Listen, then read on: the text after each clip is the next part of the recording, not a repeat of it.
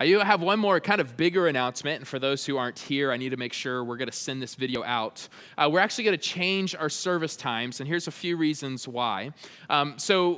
Anyways, leading is really hard. Pastoring, my favorite thing is just to teach. All the other stuff, I don't think I'm as good at, and it's not as fun. But what we really want to do at Passion Creek Church is to be formed by Jesus together for others. It's what we keep talking about over and over and over again. So my job is to figure out what's the best way we can maximize that kind of opportunity for our church. As you may know, we are in talks about getting a building. We are the highest bid so far on a building downtown that we think would be an incredible spot. And if that happens soon, you know, this time would change again when we meet into the place and probably have a morning option. But for right now, we don't really want to sit and wait and linger. We want to be on the move, amen? Like mission is still happening now. You don't wait 6 months until a building comes. And so we've always believed that because the church are the people. So let me give you a few reasons why we think this is the wise move to do, okay? It's starting October 2nd. We're going to be shifting this over to 1:30. Here's a few reasons. Number one, the most logical, obvious reason. There used to be a Haitian church that meets here at 1 o'clock every week.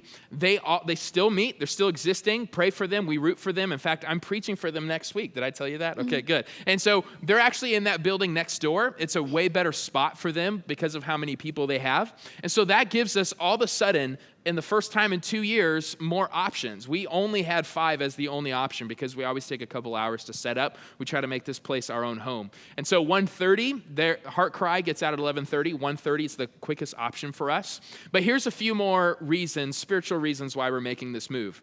Formed by Jesus. We want to be a church that does that as much as possible.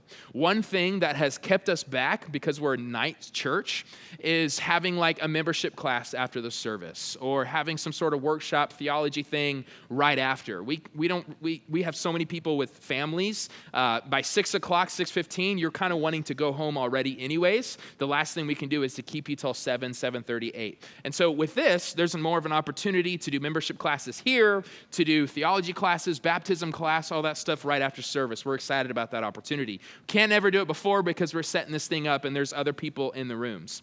The other, formed by Jesus together, we think this is the best option for us to be more together. Especially for those who stay around and tear down. By the time we're done tearing down, it's about 7:15. And so especially those with kids, it's hard for us to go out to dinner. We love to have fellowship with you. We want to do life with you, not just come and hear this message. I have no interest in just doing that. And so we think, man, by the time we're done, 2:30, and then around 3:30, we're done tearing down. We have more than enough opportunity to go to dinner together, to live life together. We also think, I'm going to be quick, but you can have lunch before and then come. There just seems to be more options for the together part. And also for others. I can't tell you how many young families that we're trying to reach, that we're passionate about. I think God's blessed us with some incredible kids ministry leaders and volunteers.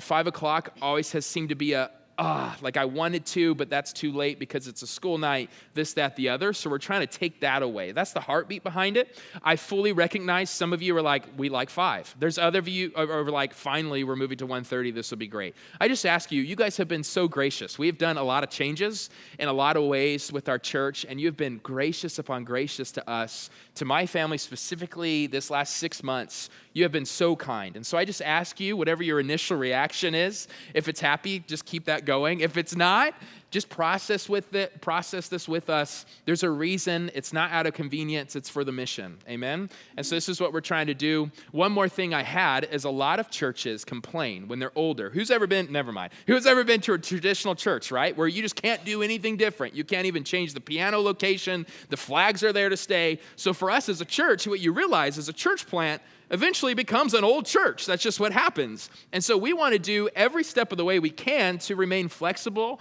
to be always about the mission, to being willing to not be comfortable and change things for the sake of the kingdom. And so even now, we're building the culture for the generation that takes over our church beyond us, right? And so even this kind of move, I'm helping the next pastor decades down the road to make it easier because we're a church who's nimble and we do things to reach more people for Jesus. Amen? All right, so that'll start October 2nd. So that's a whole month. We're going to try to keep reminding you. It'll start at 1:30. Somebody asked me, what if they forget and think it's 1? Perfect. You're 30 minutes early. We get to hang out. All right, so that's the idea.